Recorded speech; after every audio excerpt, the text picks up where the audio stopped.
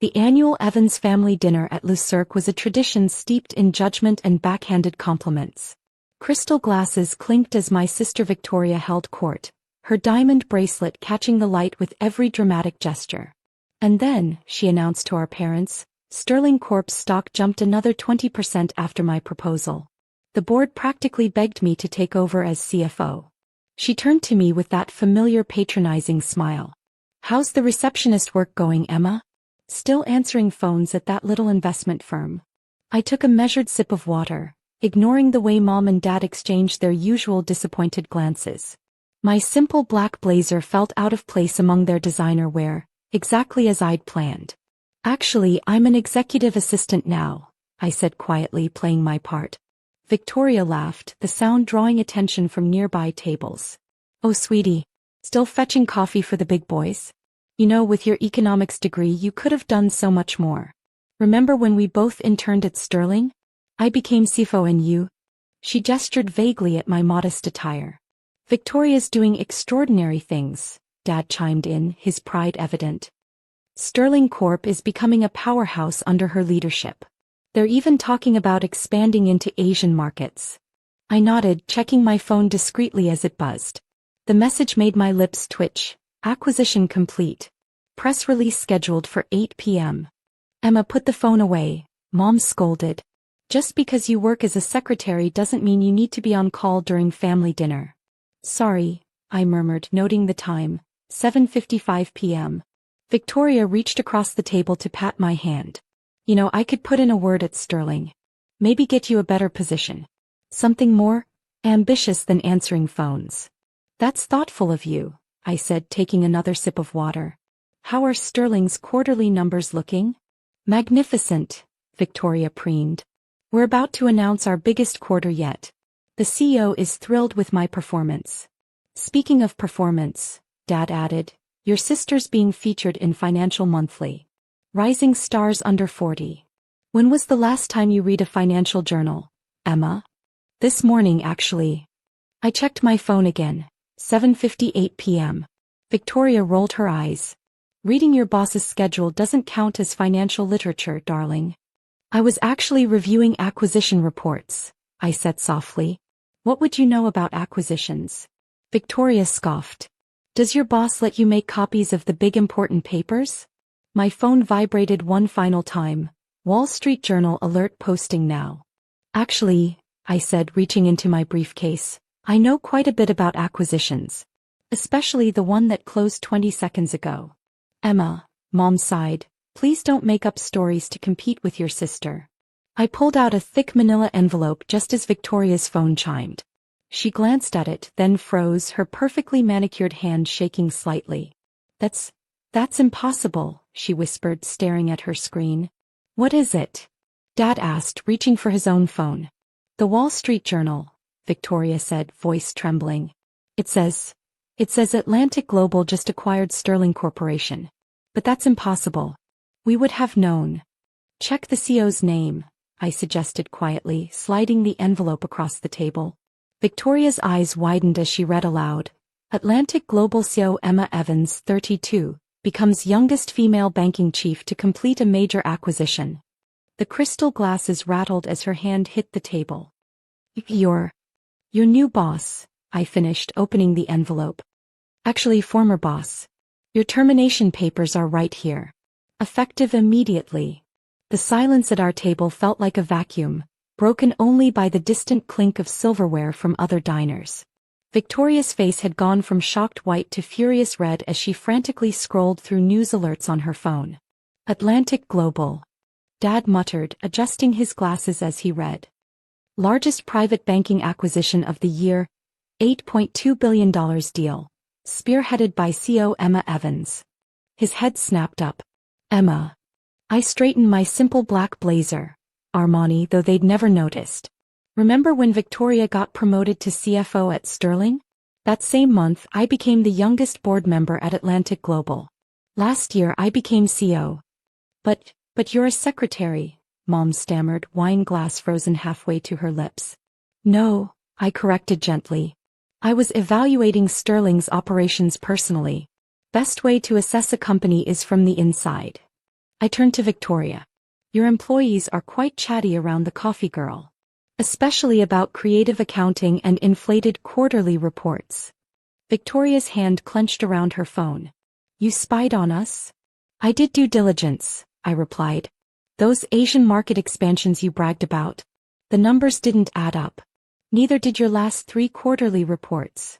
How dare you, Victoria hissed.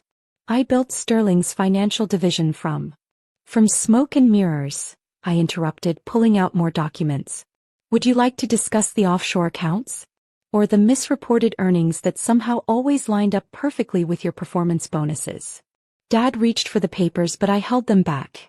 Those are for the SEC now. The SEC? Mom whispered, her face draining of color. Don't worry, I said, checking my watch. The press release only mentions the acquisition. The fraud investigation will be quieter. Victoria stood up so abruptly her chair scraped across the floor. You can't do this to me. I'm your sister. Sit down, I said softly. You're making a scene. A scene. She laughed hysterically. You just destroyed my career. You destroyed your career, I corrected. I'm just cleaning up the mess. Though I must admit, I added, allowing myself a small smile, buying your company was particularly satisfying. Emma, Dad started, his authoritative tone falling flat. Surely there's some way to. The deal is done, I cut in. Sterling Corp is now part of Atlantic Global. And Victoria's creative accounting methods are being reviewed by our forensic team. My phone buzzed again. The board meeting starts in an hour, my actual assistant texted. Victoria sank back into her chair, mascara smudging as tears formed.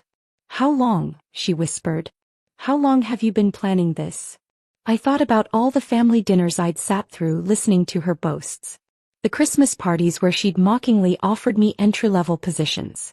The countless times she'd reminded everyone that she was the successful sister.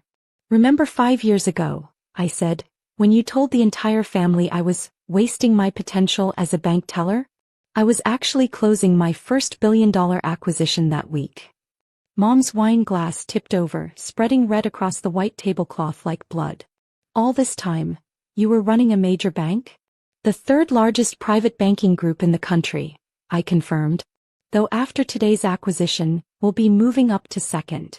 The maitre d' approached our table looking concerned at the spreading wine stain. I handed him my black card, the one Victoria had always mocked as corporate expense account. Dinner's on me, I said, standing up. Consider it a severance package. 3 days after the family dinner, I stood in my corner office on the 60th floor of Atlantic Global Tower, watching Manhattan's skyline glitter in the morning sun. The Wall Street Journal sat on my desk, our acquisition of Sterling making front-page news. Banking's silent queen. How Emma Evans built a financial empire in secret. A soft knock interrupted my thoughts. Ms. Evans? Your sister is here. Victoria entered, looking drastically different from the polished CFO of last week. Her designer suit was replaced by casual wear, her perfect makeup absent. Security cleared me up, she said quietly. Though I guess my credentials are worthless now. I gestured to the leather chairs facing my desk. The forensic audit is complete. And? Her voice trembled slightly.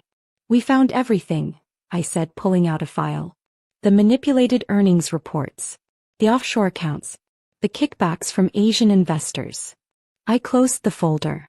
The SEC is very interested. Victoria's shoulders slumped. Are you pressing charges? That depends, I replied, sitting behind my desk.